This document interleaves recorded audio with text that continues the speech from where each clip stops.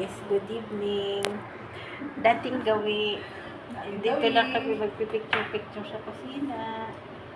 Dinner namin. Kanina busy kasi. Pakwan. Ano yan, be?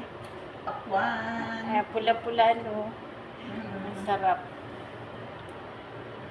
Kain tayo, guys. Good night sa Philippines. Keep safe. God bless. Thank you sa blessing. Ano yung pagkain? Kubos. Tapos may kanin, may chicken, may shahi. Ayaw nga.